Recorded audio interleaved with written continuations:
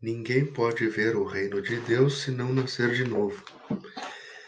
Jesus, tendo vindo para as cercanias de Cesareia de Filipe, interrogou seus discípulos e lhes disse: Que dizem os homens quanto ao Filho do Homem? Quem dizem que eu sou? Eles lhe responderam: Alguns dizem que sois João Batista, outros Elias, os outros Jeremias ou algum dos profetas. Jesus lhes disse: E vós outros, quem dizeis que eu sou? Simão Pedro, tomando a palavra, lhe disse: Vós sois o Cristo, o Filho de Deus vivo. Jesus lhe respondeu: Sois bem-aventurado, Simão, filho de Jonas, porque não foi nem a carne nem o sangue que vos revelaram isso, mas meu Pai que está nos céus. Entretanto, Herodes, o tetrarca, ouvindo falar de tudo o que Jesus fazia, seu espírito estava em suspenso, porque uns diziam que João tinha ressuscitado de entre os mortos, outros que Elias tinha aparecido e outros que um dos antigos profetas tinha ressuscitado. Então Herodes disse: Eu fiz cortar a cabeça a João. Mas que é este de quem ouvi falar tão grandes coisas? E ele tinha vontade de vê-lo. Após a transfiguração, seus discípulos o interrogaram, dizendo: Por que, pois, os escribas dizem que é preciso que Elias venha antes? Mas Jesus lhes disse: É verdade que Elias deve vir e reestabelecer todas as coisas, mas eu vos declaro que Elias já veio, e não o conheceram, mas o maltrataram, como lhe aprouve. É assim que eles farão sofrer o Filho do Homem. Então seus discípulos compreenderam que era de João Batista que lhes havia falado. Ressurreição e reencarnação. A reencarnação fazia parte dos dogmas judaicos sob o nome de ressurreição. Só os saduceus, que pensavam que tudo acabava com a morte, não acreditavam nela.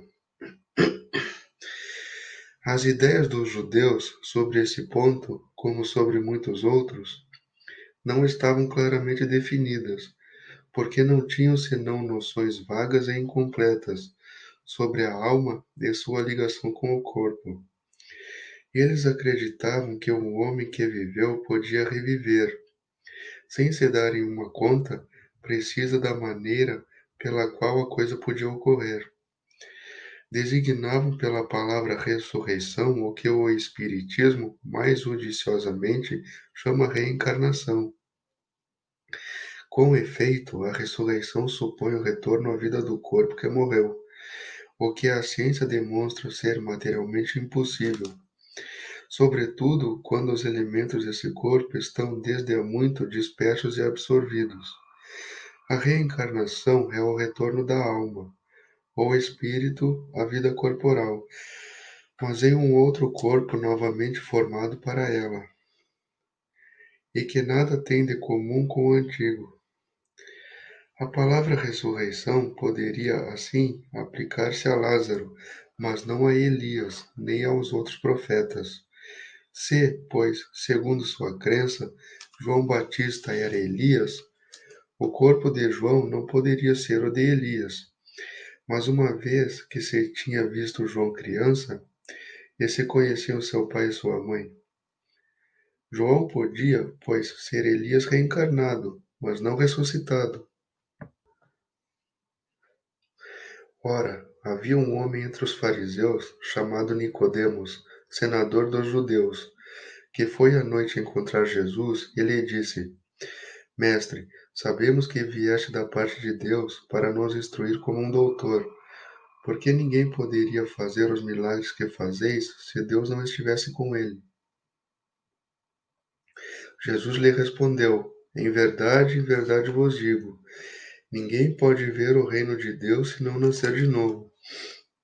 Nicodemos lhe disse: Como pode nascer um homem que já está velho?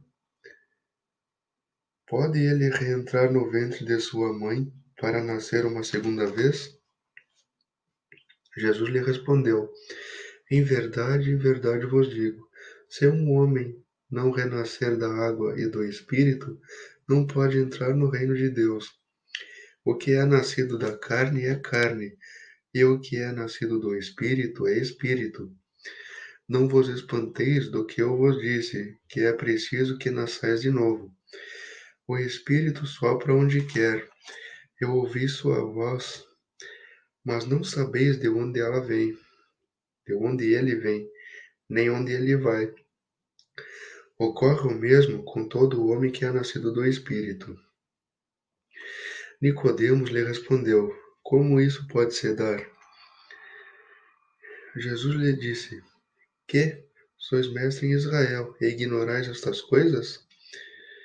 Em verdade vos digo que não dizemos senão o que sabemos, e que não testemunhamos senão o que vimos.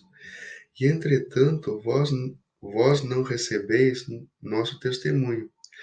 Mas se não me credes quando vos falo das coisas da terra, como me crereis quando vos falar das coisas do céu? O pensamento de que João Batista era Elias e que os profetas poderiam reviver sobre a terra encontram-se em muitas passagens dos evangelhos, notadamente nas relatadas acima. Se essa crença tivesse sido um erro, Jesus não teria deixado de a combater, como combateu tantas outras. Longe disso, ele a sancionou com toda a sua autoridade e a colocou como princípio e como uma condição necessária quando disse: ninguém pode ver o reino do céu se não nascer de novo. E insiste ajuntando: não vos espanteis do que eu vos disse, que é preciso que nasçais de novo. 7. Estas palavras, se um homem não renasce da água e do Espírito, foram interpretadas no sentido da regeneração pela água do batismo, mas o texto primitivo trazia simplesmente: não renasce da água e do Espírito, ao passo que, em certas traduções, a do Espírito se substituiu. Do Santo Espírito, o que não responde mais ao mesmo pensamento. Esse ponto capital ressalta dos primeiros comentários feitos sobre o Evangelho, assim como será um dia constatado sem equívoco possível. Para compreender o sentido verdadeiro dessas palavras, é preciso igualmente se reportar à santificação da palavra água, que não era empregada na sua acepção própria. Os conhecimentos dos antigos sobre as ciências físicas eram muito imperfeitos. Acreditavam que a Terra tinha saído das águas e por isso consideravam a água como o elemento gerador absoluto. É assim que na Gênesis está dito: o Espírito de Deus era levado sobre as águas, flutuava na superfície das águas. Que o firmamento seja feito no meio das águas. Que as águas que estão embaixo do céu se reúnam em um só lugar, e que o elemento árido apareça. Que as águas produzam os animais vivos que nadem na água, e os pássaros que voem sobre a terra e sobre o firmamento. Segundo essa crença, a água se tornara o símbolo da natureza material, como o espírito era o da natureza inteligente.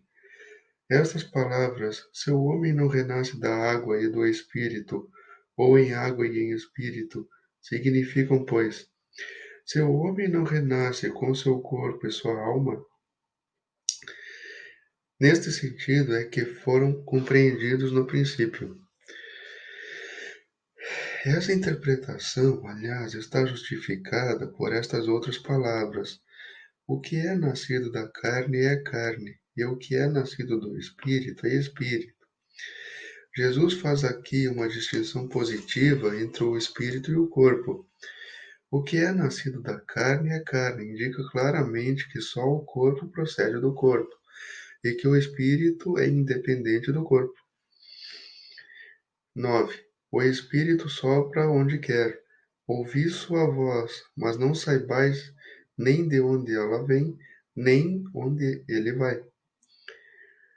Pode-se entender como o Espírito de Deus que dá a vida a quem ele quer, ou a alma do homem, nesta última acepção.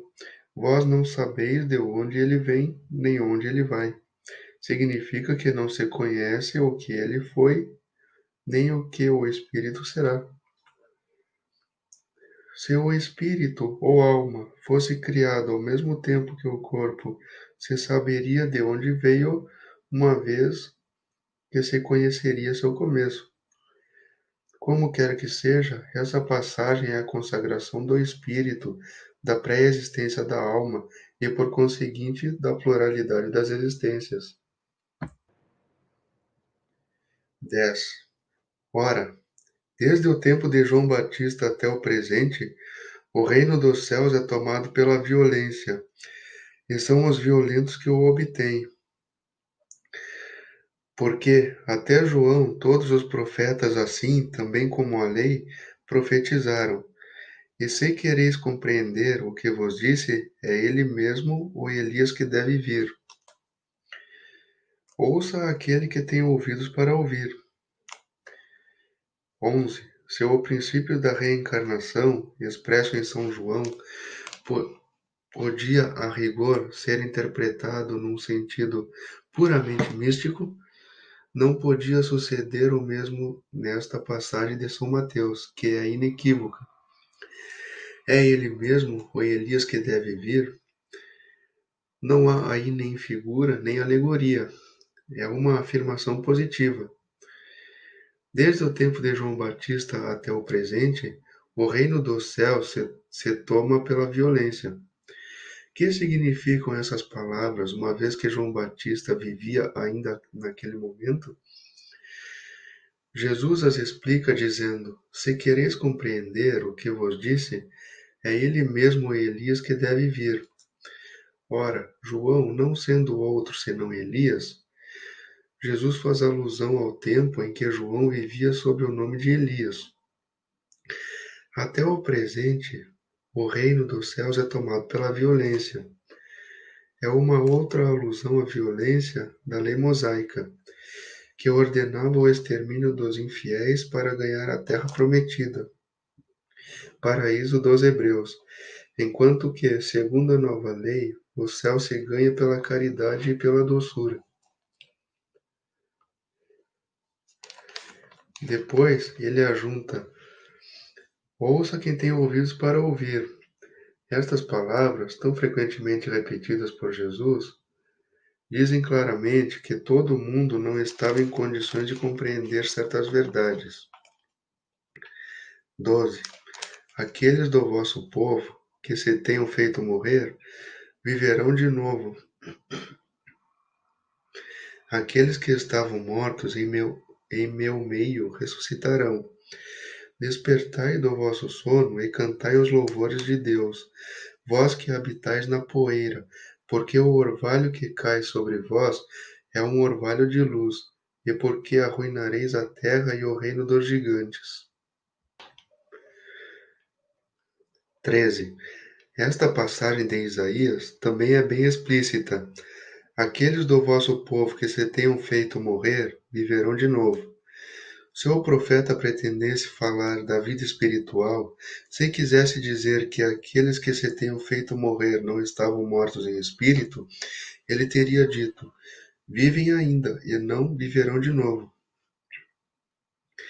No sentido espiritual, essas palavras seriam um contrassenso, uma vez que implicariam uma interrupção na vida da alma.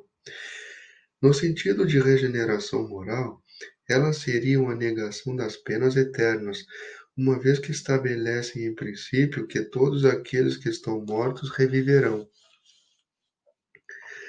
14. Mas quando o homem está morto uma vez, que seu corpo, separado do seu espírito, está consumido, em que se torna ele? O homem, estando morto uma vez, poderia bem reviver de novo? Nessa guerra em que me encontro todos os dias da minha vida, espero que minha transformação chegue. Quando o homem morre, perde toda a sua força e expira. Depois, onde está ele? Se o homem morre, reviverá? Esperarei todos os dias do meu combate até que me chegue alguma transformação? Quando o homem está morto, ele vive sempre? Terminando os dias de minha existência terrestre, esperarei, porque a ela voltarei de novo. 15. O princípio da pluralidade das existências está claramente expresso nessas três versões. Não se pode supor que Job tenha querido falar da regeneração pela água do batismo, que certamente ele não conhecia. O homem, estando morto uma vez, poderia reviver de novo? A ideia de morrer uma vez e reviver implica na de morrer e de reviver várias vezes. A versão da Igreja grega é ainda mais explícita. Se isso é possível, terminando os dias de minha existência terrestre, esperarei, porque a ela retornarei. Quer dizer, eu retornarei à existência terrestre. Isso é tão claro como se alguém dissesse: eu saio da minha casa, mas a ela retornarei. Nessa guerra em que me encontro todos os dias de minha vida, espero que minha transformação chegue. Job, evidentemente, quer falar da luta que sustenta todas as misérias da vida, ou melhor, contra as misérias da vida. Ele espera a sua transformação, quer dizer, se resigna. Na versão grega, eu esperarei parece antes se aplicar à nova existência. Quando minha existência terrestre se findar, eu esperarei, porque a ela retornarei. Job parece se colocar, depois da sua morte, no intervalo que separa uma existência da outra, e diz que ali ele esperará seu retorno. Não é, pois, duvidoso que, sob o nome de ressurreição, o princípio da reencarnação era uma das crenças fundamentais dos judeus, que ele foi confirmado por Jesus e pelos profetas de maneira formal. De onde se segue que negar a reencarnação é negar as palavras do Cristo. Suas palavras constituirão um dia autoridade sobre esse ponto, como sobre muitos outros, quando forem meditadas sem preconceitos. 17. Mas a essa autoridade, do ponto de vista religioso, vem-se acrescentar, do ponto de vista filosófico, a das provas que resultam da observação dos fatos, quando dos efeitos se quer remontar às causas. A reencarnação aparece como uma necessidade absoluta, como uma condição inerente à humanidade, numa palavra, como uma lei da natureza. Ela se revela por seus resultados de um modo, por assim dizer, material, como o motor escondido se revela pelo movimento. Só ela pode dizer ao homem de onde ele vem, para onde ele vai, por que está sobre a terra, e justificar todas as anomalias e todas as injustiças aparentes que a vida apresenta. Sem o princípio da pré-existência da alma e da pluralidade das existências, a maior parte das máximas do Evangelho são ininteligíveis.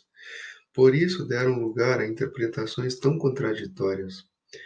Esse princípio é a chave que lhe deve restituir seu verdadeiro sentido.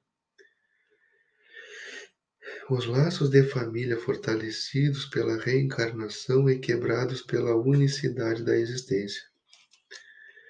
Os laços de família não são destruídos pela reencarnação, como pensam certas pessoas. Ao contrário, eles são fortalecidos e reapertados. É o princípio oposto que os destrói. Os espíritos formam no espaço grupos ou famílias unidos pela afeição, pela simpatia e semelhança de inclinações. Esses espíritos, felizes por estarem juntos, se procuram.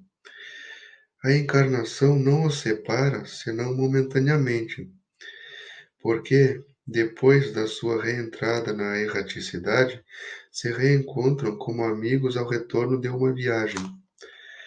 Frequentemente, mesmo, eles se seguem na encarnação, onde se reúnem numa mesma família ou no mesmo círculo, trabalhando em conjunto para seu mútuo adiantamento. Se uns estão encarnados e outros não o estejam, por isso não estão menos unidos pelo pensamento. Os que estão livres velam sobre os que estão cativos. Os mais avançados procuram fazer progredir os retardatários. Depois de cada existência, deram um passo no caminho da perfeição. Cada vez menos ligados à matéria, sua afeição é mais viva, pelo fato mesmo de ser mais depurada. Não é perturbada mais pelo egoísmo, nem pelas nuvens das paixões. Elas podem, pois, assim percorrer um número ilimitado de existências corpóreas, sem que nenhum atentado sofra a sua mútua afeição. Entenda-se bem que se trata aqui da afeição real, de alma a alma, a única que sobrevive à destruição do corpo. Porque os seres que não se unem neste mundo senão pelos sentidos, não têm nenhum motivo para se procurarem no mundo dos espíritos. Não há de duráveis senão as afeições espirituais. As afeições carnais se extinguem com a causa que as fez nascer. Ora, essa causa não existe mais no mundo dos espíritos, enquanto que a alma existe sempre. Quanto às pessoas unidas pelo único móvel do interesse, elas não são realmente nada uma para a outra. A morte as separa sobre a terra e no céu. 19. A união e a afeição que existem entre os parentes são indícios de simpatia anterior que os aproximou. Também se diz, falando de uma pessoa cujo caráter, gostos e inclinações não têm nenhuma semelhança com os de seus parentes, que ela não é da família. Dizendo isso, se enuncia maior verdade do que se crê. Deus permite nas famílias essas encarnações de espíritos antipáticos ou estranhos, com o duplo objetivo de servir de prova para alguns e de meio de adiantamento para outros. Depois, os maus se melhoram pouco a pouco ao contato dos bons e pelos cuidados que deles recebem. Seu caráter se abranda, seus costumes se depuram e as antipatias se apagam. É assim que se estabelece a fusão entre as diferentes categorias de espíritos, como ela se estabelece sobre a terra entre as raças e os povos. 20.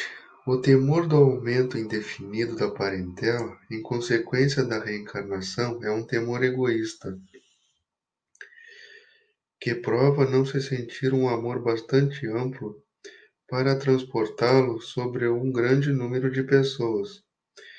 Um pai que tem vários filhos, ama-os, pois, menos que se tivesse apenas um, mas que os egoístas se tranquilizem, esse temor não tem fundamento. Do fato de um homem ter tido 10 reencarnações, não se segue que ele encontrará, no mundo dos espíritos, 10 pais, 10 mães, 10 mulheres e um número proporcional de filhos e de novos parentes. Ele aí não reencontrará sempre senão os mesmos objetos da sua afeição, que lhe foram ligados sobre a terra, sob títulos diferentes ou talvez pelo mesmo título. Vejamos agora as consequências da doutrina da não reencarnação. Essa doutrina anula necessariamente a pré-existência da alma. As almas, sendo criadas ao mesmo tempo que o corpo, não existe entre elas nenhum laço anterior. São completamente estranhas umas às outras. O pai é estranho ao seu filho.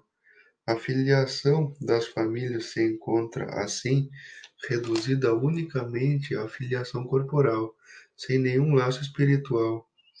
Não há, pois, nenhum motivo para se glorificar de ter tido, por ancestrais, tais personagens ilustres. Com a reencarnação, ancestrais e descendentes podem ter se conhecido, ter vivido juntos, se amado e se encontrarem reunidos mais tarde para reapertar seus laços simpáticos.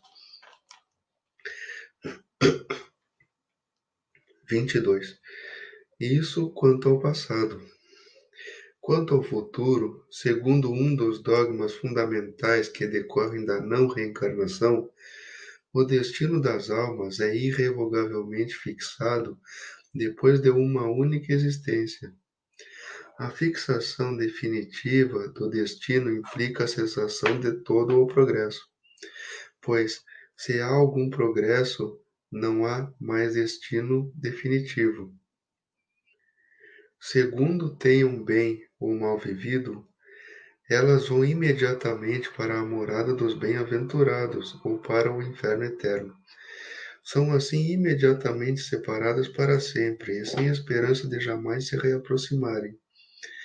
De tal sorte que pais, mães e filhos, maridos e mulheres, irmãos e irmãs, amigos, não estão jamais certos de se reverem. É a ruptura mais absoluta dos laços de família.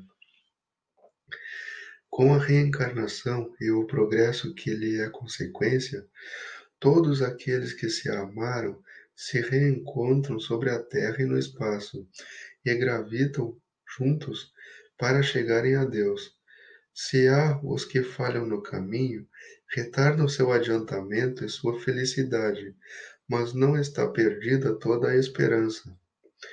Ajudados, encorajados e sustentados por aqueles que os amam, sairão um dia do lamaçal em que estão mergulhados. Com a reencarnação, enfim, há solidariedade perpétua entre os encarnados e os desencarnados. Daí o reaperto dos laços afetivos. Em resumo, 4 alternativas se apresentam ao homem para seu futuro de além-túmulo. Primeiro, o nada, segundo a doutrina materialista. Segundo, a absorção no todo universal, de acordo com a doutrina panteísta. Terceiro, a individualidade com a fixação definitiva da sorte, segundo a doutrina da Igreja. E quarto, a individualidade com progresso indefinido, segundo a doutrina espírita.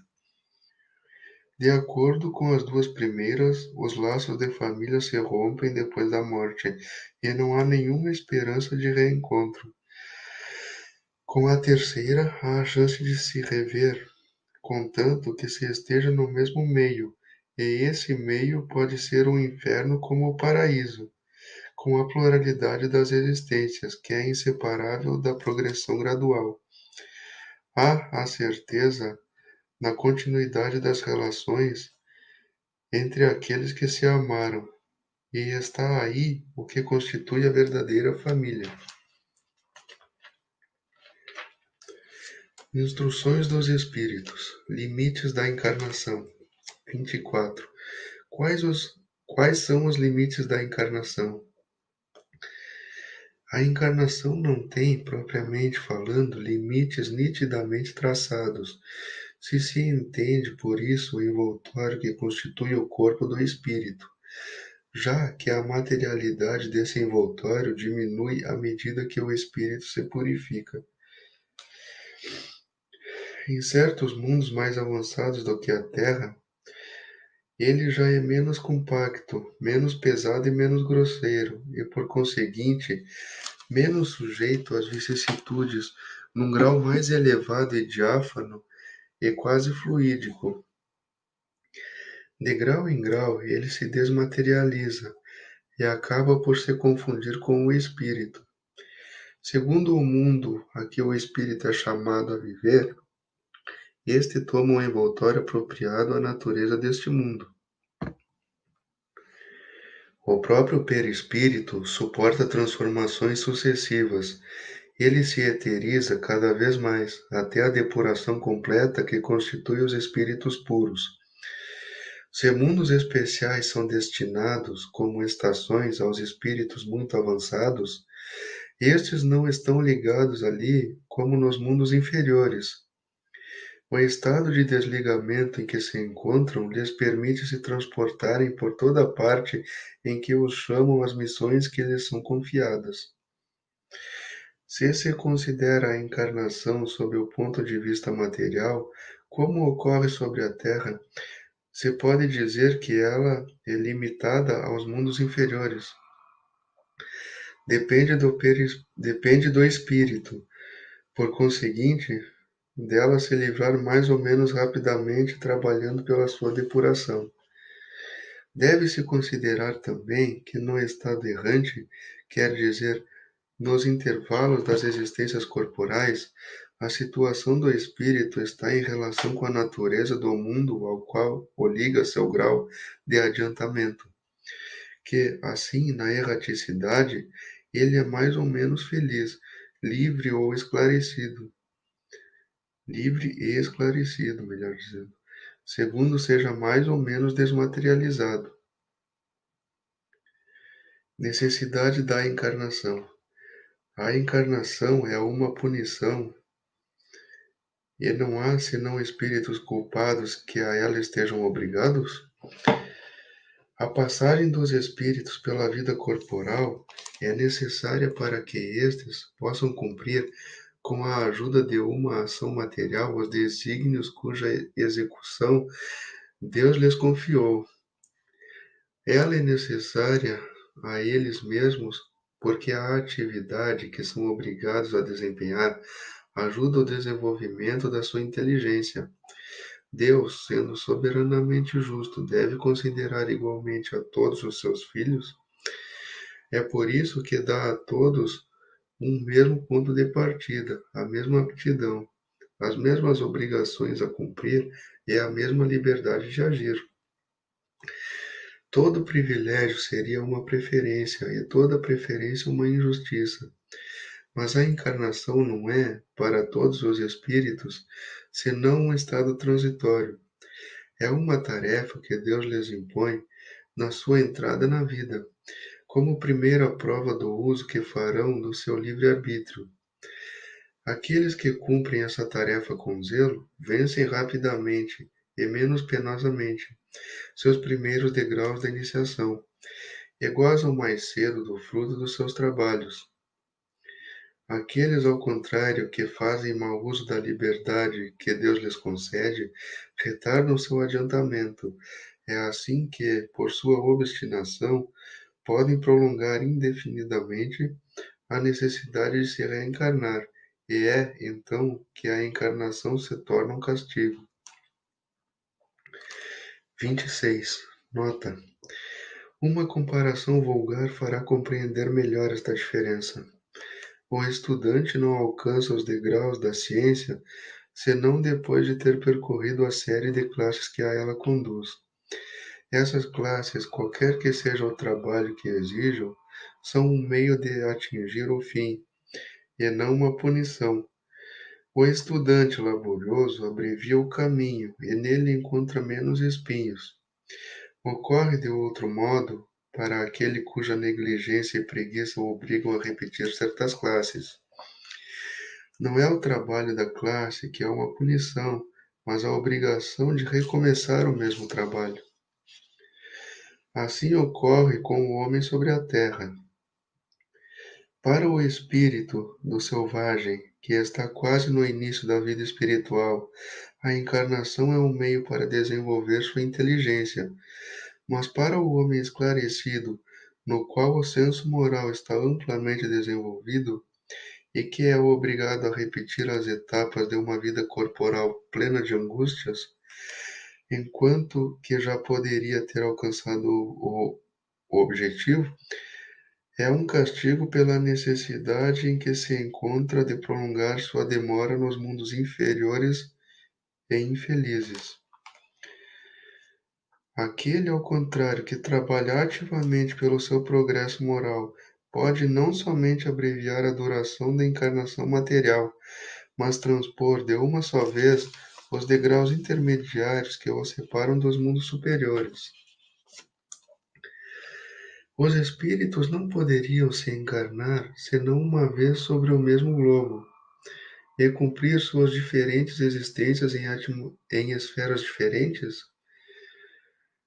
Essa opinião não seria admissível senão se todos os homens estivessem sobre a Terra no mesmo nível intelectual e moral. As diferenças que existem entre eles, desde o selvagem ao homem civilizado, mostram os degraus que são chamados a transpor. A encarnação, aliás, deve ter um fim útil.